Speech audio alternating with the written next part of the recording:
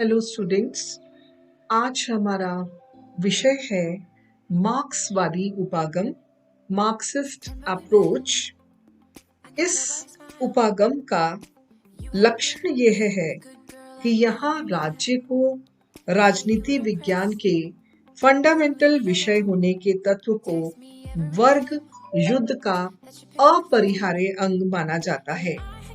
इस नाते मार्क्स को द्वंद्ववाद की प्रणाली की अंतिम परिणति सामाजिक जीवन की राज्यहीन व्यवस्था के औचित्य में होती है, जो सामाजिक विज्ञान की अंतिम अवस्था के रूप में अस्तित्व में आएगी। इसके साथ ही अर्थशास्त्र परिदृश्य पर इतना अधिक छाया रहता है कि इतिहास, समाज विज्ञान, मनोविज्ञान और आचार शास्त्र जैसे विषय इसकी शाखाएं बन गए हैं। राजनीति आर्थिक संरचना से अभिन्न रूप से जुड़ी हुई है, क्योंकि राजनीतिक स्तर पे भी कोई कार्य नहीं हो सकता यदि अर्थ मजबूत ना हो, जिसका मूर्त उत्पादन की शक्तियों और इनके संबंधों में देखने को मिलता है। अतः इस बात पर बल दिया जाता है कि वास्तविक जगत में आर्थिक और राजनीतिक शक्तियां और तत्व लगातार एक दूसरे को प्रभावित कर रहे हैं और इनको आपस में अलग अलग कर पाना बहुत कठिन है, क्योंकि कोई भी राज्य को चलाने के लिए, कोई भी व्यवस्था को चलाने के लिए अर्थ की आवश्यकता होती है। बिना अर्थ के कोई भी व्यवस्था नहीं चल सकती। मार्क्सवादी उपागम का महत्व इस तत्व में खोजा जा सकता है कि इसको उपयोग में लाने के लिए राजनीति के अर्थ और स्वरूप के गहन सर्वेक्षण की आवश्यकता है।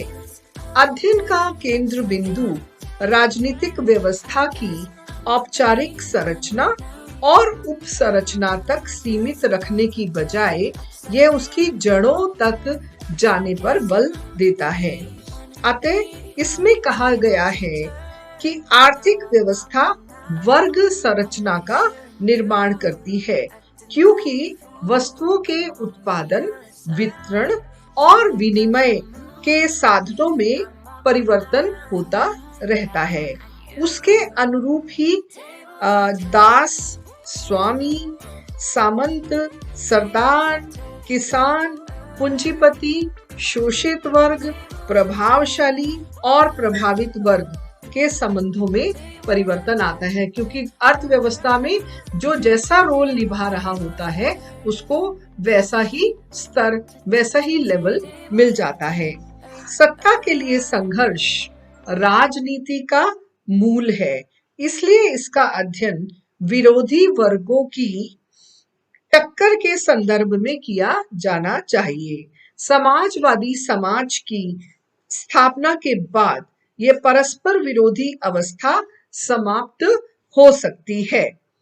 यह उपागम राज्य को एक वर्ग के द्वारा दूसरे वर्ग के शोषण और दमन को साधन समझता है। यानी जो हैव्स और हैव्स नॉट का कॉन्सेप्ट है, उसमें ये ऐसा मानता है कि दोनों के बीच में संघर्ष होता है और राज्य का वर्गीय स्वरूप तब तक समाप्त नहीं किया जा सकता जब तक कि वर्गहीन समाज की परिणति जीवन की राज्यहीन स्टेटलेस अवस्था में नहीं हो जाती। यानी ये संघर्ष दोनों अवस्थाओं में, दोनों वर्गों में तब तक चलता रहता है जब तक कि स्टेटलेस और क्लासलेस सोसाइटी की स्थापना नहीं हो जाती। इसलिए मार्क्सवादी उपागम में उन साम्राज्यवादी शोषण के प्रसंग में अविकसित और विकासशील क्षेत्रों की राजनीति का अध्ययन करने का प्रयास किया जाता है। अफ्रो एशियाई देशों की बहुत बड़ी संख्या को राजनीतिक अधीनता और आर्थिक शोषण की अवस्था में रखा गया है। राज्य के स्थान पर वर्ग अंतरराष्ट्रीय राजनीति के क्षेत्र में मुख्य अभिनेता, मुख्य एक्टर है और विश्व के मजदूरों के सारे वर्ग को ये कहा जाता है कि वे सामाजिक ताकतों के शिकंजे को तोड़ फेंकें। इसलिए लेनिन ने साम्राज्यवाद को पूंजीवाद की अंतिम अवस्था कहा था, imperialism the final stage of capitalism. मार्क्सवादी उपागम के बारे में यह कहा जाता है कि यह वैज्ञानिक और प्रगतिशील है। यह वर्तमान को दमनकारी, शोषण व असमानतावादी कहकर अस्वीकार कर देता है। व्यवहारिक होने के नाते मार्क्सवादी उपागम की सराहना की जा सकती है। इसमें शोषण और दमन का स्थान सहयोग और सामंजस्य के गुण ले लेंगे ऐसा माना जाता है और राजनीति को वर्ग विरोध का रूप माना जाता है, यानी कि दो वर्गों के बीच में टकराव है। वे लोग जिनके पास पूंजी है और वे लोग जिनके पास पूंजी नहीं है, वे श्रमिक हैं, किसान हैं और मजदूर वर्ग है, जो कि दोनों के बीच में लगातार संघर्ष चलता है। यदि आधुनिक उपागमों जैसे कि संरचनात्मक, प्रक्रियात्मक, आगत निर्गत, आउटपुट इनपुट, राजनीतिक संचार और अनुकरण, राजनीतिक समाजीकरण आदि, राजनीति विकास, आधुनिकीकरण आदि द्वारा राजनीतिक व्यवस्था का अध्ययन व विश्लेषण किया जाता है, तो आगतों के सृजन में अर्थव्यवस्था की भूमिका की अनदेखी नहीं की जा सकती, क्योंकि जो मार्क्सवादी उपागम है ये आर्थिक पक्ष की ओर अध्ययन करता है।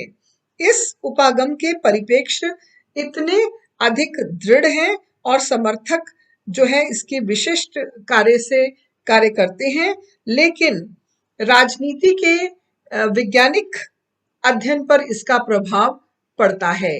लेकिन इस उपागम की आलोचना की जाती है क्योंकि इसमें अधिकार और किसी भी प्रकार के अधिकारों का वर्णन नहीं है और जो है यहाँ पर स्वयं ही व्यक्ति दासता का जीवन जीता है और यह सिद्धांत जब व्यवहारिक रूप में आता है तो वे हिंसा को स्थान देता है। इसलिए इसकी स्वीकार्यता विश्व के कुछ ही देशों में है, अन्य देशों में इसकी स्वीकार्यता लोकतांत्रिक देशों में बिल्कुल भी नहीं है। तो आज हमने मार्क्सवादी उपागम देखा है, जो कि हमारे तुलनात्मक अध्ययन का एक हिस्सा है और जिस प्रकार से हर व्यक्ति हर वस्तु के लिए अलग अलग व्याख्या करता है, उसी प्रकार से तुलनात्मक अध्ययन में भी इसे एक उपागम के रूप में देखा जा सकता है, जिसके मुख्य प्रतिपादक लेनिन और मार्क्स हैं, जिन्होंने इसकी। Thank you students for watching this video. Stay connected, stay safe, stay at home during this COVID-19. Thank you once again.